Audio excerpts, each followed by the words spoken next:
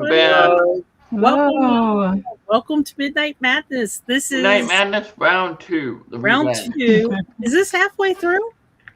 Yep. Are we halfway through already? Okay. So, how's it going, everybody out there? How's it going? And thank you so much for joining us live or having a good time here. As you know, we have changed up Midnight Madness for this particular thon. If you guys like it, maybe we'll continue it. But we wanted to do something a little different. Everybody's been asking for bingo. Bingo, bingo, bingo. So we brought bingo to Midnight Madness. Still Midnight Madness, still the same silly vibe, just a different way of bringing it to you. Give me 1 second. We're missing somebody important that's having a little bit of internet issues. But while we're waiting for Kathy, so Darren, we're up to 46,000 plus. All right. Yep. There we go. Hi, Kathy. Welcome back. I kicked myself out. Oh, no. I don't know how I did that. You know what it is? It's the halfway through sleepiness. That's what it is. Oh. So Yes. I appreciate you guys giving bingo a try. It's been pretty cool, pretty fun. And that's a really good number, Darren. Thanks for posting that. 645 people have participated.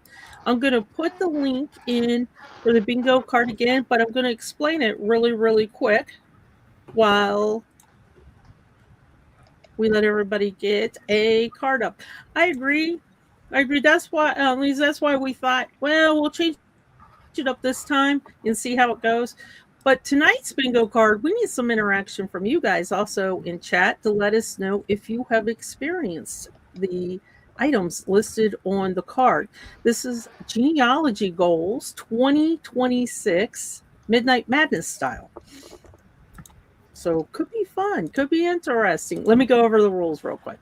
So the rules, only one person can win every 6 months. That's a WikiTree rule. So if you've already won a prize this thon or in the past 6 months, which would be what, the source-a-thon, you can still play, just don't say bingo.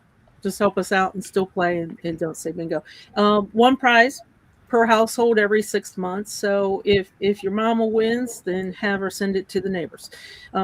Just one prize here. WikiTree will contact you after the thon is over with what prize you've won. I honestly don't know what it is. I forgot to ask, but they will let you know. And it's open to everybody. So, bring your mama, bring your dad, bring your brother, bring your neighbor. Bring your dog, bring your cat. Yeah. Whatever. As long as they can figure out bingo, then that's what it works. Now, how do I play this crazy, crazy bingo game? So you're going to click on the link that I drop in the chat. It is randomized. Not everybody has the same card, so it'll be randomized. And to win bingo, you either have to get all across horizontally, vertically, or diagonally. And if you notice there's the WikiTree globe in the middle, go ahead and click that with your mouse now. That's how you do the dabber. And if you accidentally click a spot that you didn't mean to, just click it again and it will undab. And yep, Steven, your pet rock can play. Just make sure that if you've already won a prize, you send it to a different location. Anyone still have a pet rock?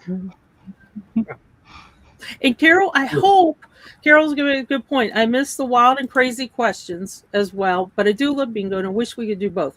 We're getting there. Tonight will be a little bit more silly.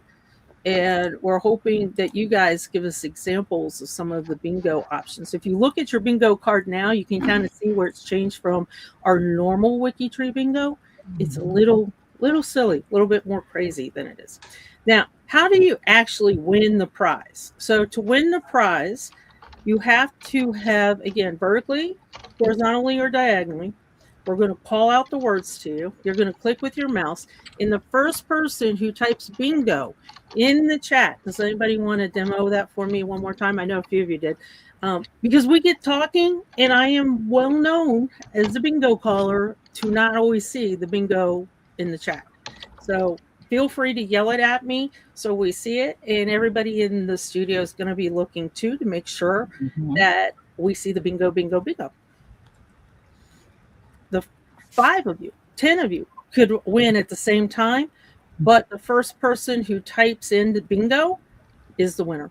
And to claim your prize, you have to give us your WikiTree ID. If you're not on WikiTree, then let me know, and we will find a way to get your prize to you.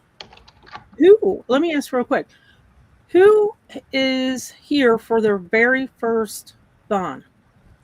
If you are, we are very, very sorry. No, we're very, very thrilled. We're very, very thrilled. Oh, yeah, sure. Yeah, It's- that too. Yeah. It's thrilled. Okay, we have Travel with April. April. And Your first name, or no, April, tell us what team you're on. That's even better. Yeah. Tell us what team you're on and welcome. mhm. We know April's from Vegas because I was watching the chat. Vegas. No, you have to say Vegas, baby. That's the law. You know, you gotta say Vegas with baby. So Vegas, baby. Oh yeah. It's a And lot. also, Oh, the news. Yeah, that's great. And it's a lot. Do you all remember your first thon? It was kind of a lot. What do I do? Yes. How do I do it? And my first thon was the source-a-thon, which is even more difficult to me. So, mhm. and they come in and join this crazy fun and then say, what the heck is this hangout thing going? So welcome to everybody. And welcome to April and Terry for joining us. I hope you're having a great time.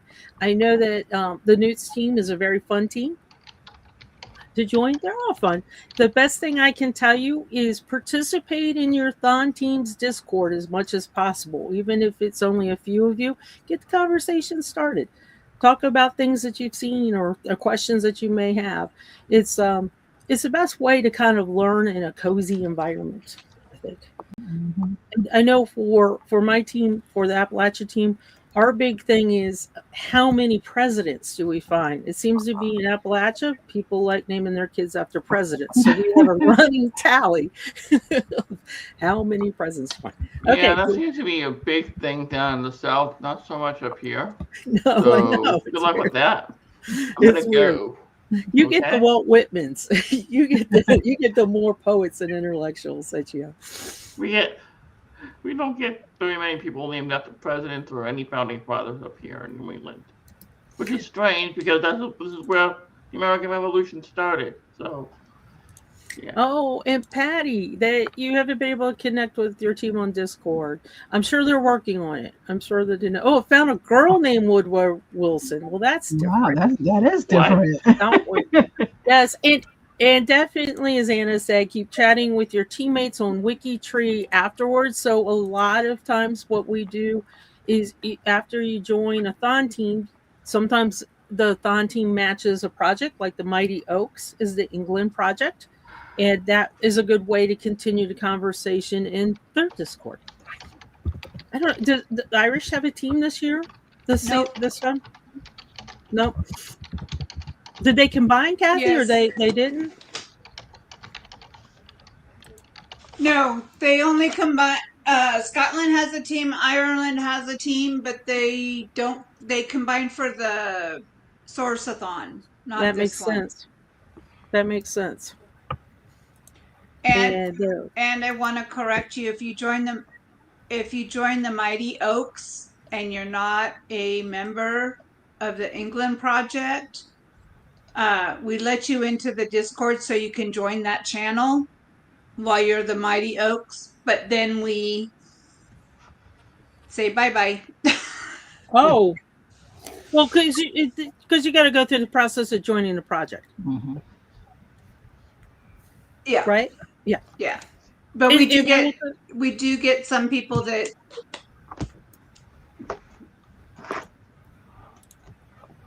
go ahead. You get some people.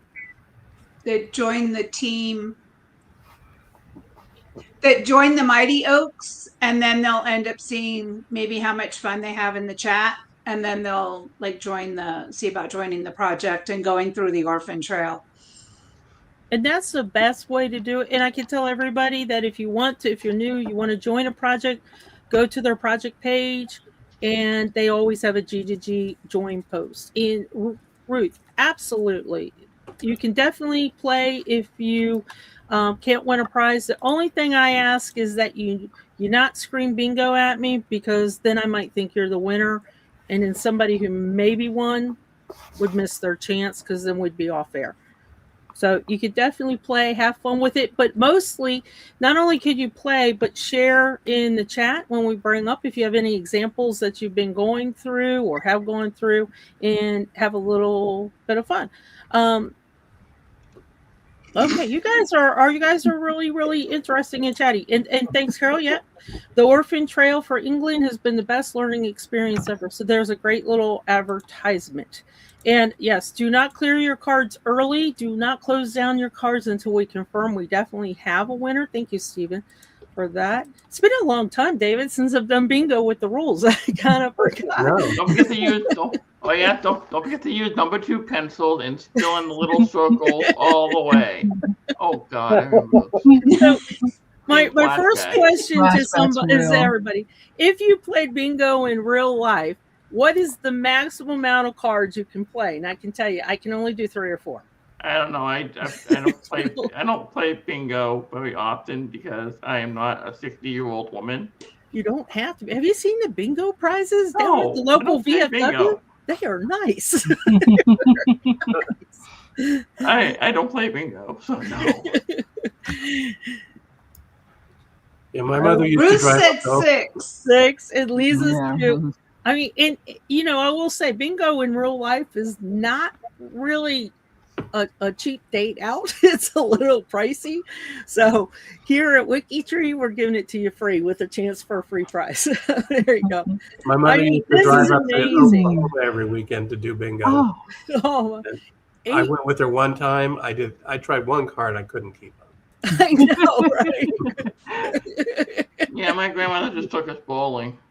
Whatever. Candlepin bowling. So, whatever. Dabbers with both hands. Oh my gosh. Okay. But now they have machine Video, guns. Lucas. bingo players here.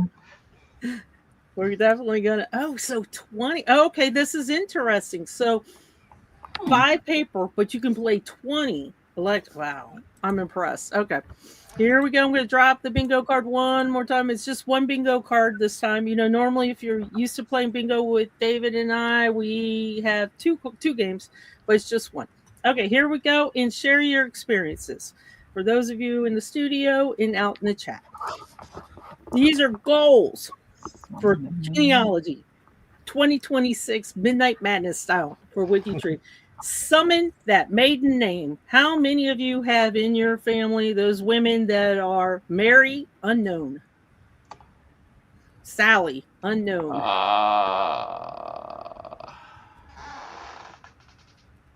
Yeah. Yep. Yes, I think many of us do. And you know what's interesting about this? As some of you might think, oh, my area, my state, my country, whatever your location might be, we have the worst problem with this. Guess what? It's a global problem, right? Everywhere. Okay, so if you have this on your card, go ahead and click on it. Everybody should have already clicked on that globe. And Italy doesn't really have that problem, so yes. Or France, but for that matter. And I agree, especially when you're working from the census and it only has the married name. Yeah. Defeat the census age liar. Now, how many of you have seen a census and you're trying to figure out the line, and the distance between 10 years, one person has either disappeared for 4 years and went back in time and 4 years younger, or 20 years, 10 years older. I mean, the census takers, come on. My great-grandfather Vincenzo, not only did he move from house to house in Haverhill, the guy lied about his age every single time. That tells you the kind of guy he was. He was like, what the hell? What the heck, dude? And I agree. Census discrepancies drive me nuts. I mean, they almost always get the location correct, which is amazing to me that they do that, because that seems more challenging than telling me the year you were born or how old you were. But yeah, people, I will tell you, my mother is in her mid-80s. She still has the driver's license picture from 40 years ago. And I'm like, Mom, you got to change it. You got to change it. So if the census takers come to our house, they would be like, no, ma'am, you are not 40. You're 80. Yeah, sure I am. And let's see, this was a classic. I had one today where the son was older than the parents. Oh, he was taking the heat. And again, this is a global issue. Thanks for sharing, guys. Italian census. I have yet to see a full-on Italian census, so I have no idea what they're like. So Find that lost twin nobody mentioned. Is it a lost twin or is it a lost child? Is it an adoption child? Is it a MPE? Came in and left the family, not the parent expected for that child. Find that lost one that's grandma mentioned. Where is that kid? Or, well, in the 1880 census for U.S., the child was there, but in the 1900, the child was not there. And of course, the 1890 census is kaput, is gone. maybe the lost twin is the evil twin. You don't know. Star Trek was just on. I have a look goatee. Evil twin. That happens. That's true. Like Mel said, the lost baby who died young and was never missed. I've had this. Yeah, I've had that. Mm-hmm. I've had that. Yes. And this is tricky because we got to have sources, right? We got to have something. And I have, I guess this would be my great aunts and uncles. Yeah, my great grands and uncles. There were 4 of them. No trace of them because they're born on a farm back in the 1800s. They were born on a farm. Nobody really went to the courthouse back then. So a handwritten note on a lined piece of paper with names and dates. But that's it. I would have never known. So Mel, you're right. That is just one of those hidden ones that sometimes people will tell you, and sometimes even grandparents don't know. Wow. Yeah. Okay. Hunt down that wrong, Mary. How many of you have married this and marry that and marry unknown? Just today I was working on a line and it was Mary Unknown, then it was Mary Jones, and no joke, it was Mary Smith. Oh my goodness. Do Maria's count or Marie's? Yeah. All right. Change the name to based on your location in your tree. Oh my gosh. At 52 twin girls. Oh. Whoa. And there you go. So mine is Ida and Jenny. Thank you guys. Mm-hmm. And I love that you guys are sharing the names. My Mary's actually at George. I love this. Jenny. I had a Jenny. All right, I have to ask this because it's a lot. Yeah. What's Jenny's number? 8675309. How do you know that? And do you have a source? Did not know that. Classic. I know, it's like we need to change their names. So let's start going through our own trees and calling them Mary a different name. Oh, Ruth has a lot of the names of John this weekend. Okay, next one coming up. Find an ancestor who changed their name for drama. So my Could be an grandfather, actor, right? Yeah. his name was Jack Patrick Myers. At least that's what the entire family thought. But it turns out his name was Jack Maddox Myers, but he changed it to Jack Patrick because he wanted to sound more Irish. The funny thing is, he's not Irish. So, did he know it, or he just wanted to be Irish? He just wanted to sound Irish. I don't know why. Oh my goodness. I think he hung out in a lot of Irish pubs. And that's probably where he changed his name. Yeah. Probably I know for me, I have an ancestor that whose father died young. There's a birth certificate, but whose father died young in war. The mother got remarried very quickly. And because, again, we're talking about times when record keeping wasn't a thing and legal records wasn't really a big thing, that he just started taking his stepfather's last name. Mm-hmm. And I know that happens a lot. And so throughout the record, sometimes it's his birth name, sometimes it's. But the funny thing is trying to explain this to my family that no, his name really isn't like John Smith. It really is, Jack Johnson, and they just won't have it. They're like, but I always knew him as John Smith, and how could he not be? And they just won't have it. Well, okay. This isn't really an ancestor of mine, but I do have relatives that had the last name Silvaggio, but somebody down the line changed it to Silvio for some reason.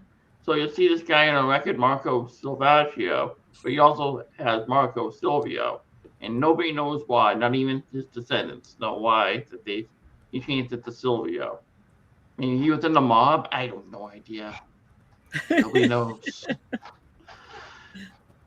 I mean, Silvaggio is a pretty cool name. So I like my uncle changed his middle name when his girlfriend asked what the J was for, and he hated his middle name, so he just made something up. So he's been Uncle Jerry ever since. Okay, but Shelley, what was the J for originally? And your great uncle changed his last Italian last name to a French last name? Really? Wow, that's weak sauce. That really is. I'm sorry. Joseph. He liked Jerry better than Joseph. Interesting. Okay. To each his own, right? Unearth a scandalous newspaper clipping. Oh, no. Who has one? Right. Who's going to share the profile? Who has it? Okay. I won't name names, but in my family, I found one and had to call the guy's daughter before I told the rest of the family because I was like, I don't know if you know this. She knew it though, so I was like, she okay. did. I know, but how awkward! You got to tiptoe. Exactly. I didn't know how to ask it, but she already knew the story. Okay. All right. Well, I found an article that has relative Sotericopoulos. Actually, yeah, Papatola Sotericopoulos. And she was sleeping in her bed, and it was like mid-1930s, someone drove their car right into the house while she was sleeping. She fell out of bed, hit her head, and she ended up having to take the guy to court, and they basically took the guy for all he's worth. And this was in the mid-1930s at the height of the Depression. So that guy was just flat broke by the end of it. And that was just crazy. We need to hang out with Lucas. So I just came up with a scandalous story for my brother-in-law's family. His great-grandfather came over from Italy in the 1920s. And as he was 18 years old, but was an opera singer. Apparently a bit of a teen idol at the time. Oh. And we came across a newspaper about a woman who informed her husband that she was leaving him to go move in with this opera singer. But she also told her husband that it was only a 30-day trial. That if she wasn't back in 30 days, it was permanent. Hold on. Let me go get my husband. Let me see if that works. Oh my goodness. Well, her husband didn't buy it, and he filed for divorce, and that's what the article was about. One thing I want to know is, has anyone found ye old Florida man story? Because we have Florida man stories today, right? I want to see some Florida man stories from like 50 years ago, 60 years ago. There's got to be some out there. Please show me them. I will pay you money to see them. David also had an ancestor who ran a funeral home. My grandfather ran a funeral home, loved his horse so much, he held a formal funeral for it, and the town wrote an obit for the horse. That's fantastic, Marty. Obituary for a horse. Here lies Seabiscuit. He ran very fast. Oh, Patty, this one newspaper article about my great-great-grandfather who's about to commit suicide when a little girl walked in the kitchen who was my grandmother. Oh, wow. Wow. And a newspaper article too. This is kind of the odd, the sad, the quirky, sometimes funny side of genealogy, right? And this opens up the whole world with newspapers. We get real stories. We could spend the whole hour talking about these weird stories. We could. So, document what you can. If you don't feel comfortable documenting them with words and things, just leave a link to the newspaper clipping on the profile, so it's kind of sanitized. Sometimes if I get something that is gruesome, like a murder or something like that in the family, I'll write a little word of caution before reading or something like that. But yeah, this could be fun, and it could be tricky, and it could be sad. And this is an actual quote. Although she has a name that gives one the lockjaw, is a very much injured woman, and she wants a divorce from her husband. Wow, in a different place. Oh, wait, it keeps going. In Europe, basking in the sunny smiles of another woman while his American wife can live on post holes and wind pudding for all cares. Okay. And with that, Darren's posted up 46,000, almost 47,000 profiles. That is just crazy. Okay, next one. Translate cursive from the underworld. How many of you know that old Latin cursive? I know a lot of Germans are in here watching Midnight Madness, Alexandra. Do you know how difficult it is to translate and read that old German script? Or just really, really bad census takers with print. German, no. German, no. Italian, yes. All right, picture, if you will, an Italian clerk in the 1840s. He's drinking a lot of vino. The cat walks across the ink, and he's a little tipsy. But the next thing you know, his page gets caught on fire for some reason, or there's water damage later on. So you can't read the guy's writing if his page is all mangled. So you're gonna have to make your best guess. Italian records are full of those. So how many of our grandchildren and great grandchildren are going to be cursing us for writing all our notes in handwriting? Exactly. Because my they son won't be able does. to read it. You know, my son's in college. He's a senior in college. They did not teach him cursive in school. And I'll write cursive, and he'll look at me and he goes, "Really?" And I'm like, "You can read it. You know you can read it. You just don't want to write it." It's crazy what they're not teaching anymore. I remember, I think we've had this discussion, Midnight Madness, before. I used to have to go to the blackboard. Every kid did, to practice your cursive writing in front of everybody, along with your math tables. We had a whiteboard, but okay, sure. Oh, wow. You went to fancy schools. No, I went to school in the 90s. Thick nibs. And then add the cursive with poor penmanship. But now on the flip side of this, I will say that when I find a document that is beautifully written and it's readable, I will stop everything I'm doing to sit there and read it and take the time to look at it. They did have chalkboards, just so you know. They just kind of faded out by the time I went to high school. So, yeah. Now, that's a good point, too. Shorthand. I don't even know if anybody does shorthand anymore. That's a skill. That is definitely a skill, yes. Well, as some of you might know, my dad was a dentist. He retired, and his signature is just like that. He just has like the pinnacle of doctor signatures. Like that. What are you doing?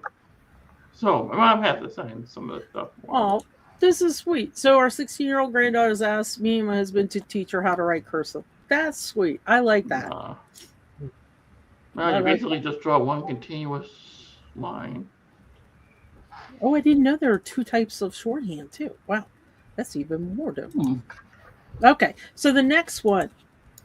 Crack the mystery of the middle initial. Now, you all would think this isn't important, but if you have families that keep the names over and over and over again, but they're siblings families, they're not, a John Jr., John Sr., John the Third, or whatever. So cracking that middle initial, and is it a J? Is it an L? Is it an I? Who knows what the census taker is doing? Who knows? Who knows what the birth certificate or death certificate person is doing? So if you have any of those, remember, this is a goal for 2026. Crack that mystery middle initial dilemma. Yeah, I agree. Sometimes today I had somebody that said A, Preston, and then their last name, and I'm like, what's the A for? It's just hanging there. I know they weren't born on a birth certificate with just A. What if the middle initial is a symbol like Prince was for a You while? know? You don't So know. yeah, I would like to see the census taker write that. Mhm. I'm always amazed at the people who have a middle initial.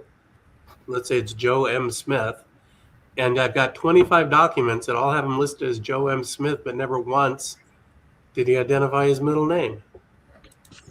And maybe then the other, maybe that was his middle name, just an M. well, the other dilemma is some people will insert middle initials or middle names when they never had one, and that's real common too.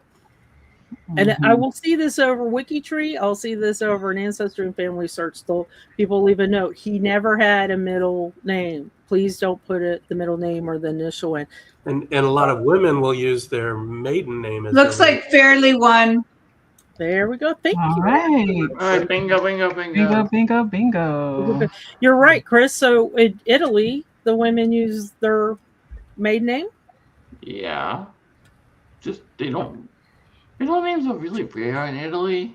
I mean, they do have them, of course, obviously, but it's just like they just don't have to crack the middle initial, because in the birth document they'll just say Caterina, Maria, Teresa. And they'll just do it. Mhm. And I agree, Margie. A lot of times we use our first initial. These are for ancestors that have been long gone. Okay, so Fairly, congratulations. You are the winner of the bingo prize, and Aowen will get in touch with you after the thon. Give her a couple of days though, and she'll let you know what the prize is and how to claim it and all that fun stuff. And I want to thank everybody for having a good time with bingo tonight. This was fun because we learned from you guys what you were seeing in your own trees, from your own areas as well. Thank you, Katie. I know I've missed bingo. You guys, you would be amazed how many DMs I get on Discord or messages through WikiTree saying please bring back bingo. So that's why we're trying it now. What I also like to do is I'm going to go one more, even though we already have a winner. So for those of you to say, oh, I had one more to go, what was it? You just want to embarrass us one more time. It was beat the no record bound curse. So if you had that, then you maybe could have, would have, should have won. So thanks. Well, I don't know. I don't think so. I don't think I've ever beaten that curse. Well, actually, oh my gosh, especially for died young, right?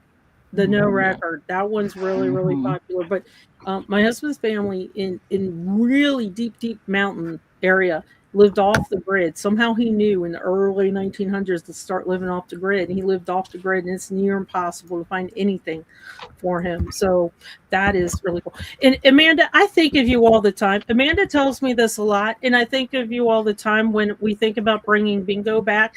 We thought of a couple options that Aowen and I have talked a little bit about different options for bingo where there's a prize, but maybe not every time or something like that. And then the holidays came around, we got busy. So that's why we brought this in. But I always appreciate that comment, Amanda. Thank you. And you never know, 2026, maybe on the bingo card should have been bring back bingo. Never know. I'm going to drop one last little bit in here for everybody because it's guess the total. The reason why I'm putting this here, do not miss the next hangout. Alesh will be there and he will give you the straight scoop on what numbers, what range you should be guessing. So definitely check out Alesh in the next one at 4 a.m. Eastern. Other than that, I will see everybody a lot tomorrow. I'm filling in for a lot of people tomorrow, so you're going to see my face a lot. And you will see this Midnight Madness crew great. back at midnight. Yes, you will. See you Thank then. you guys. Have a Good good night, one. everybody. Bye. Bye.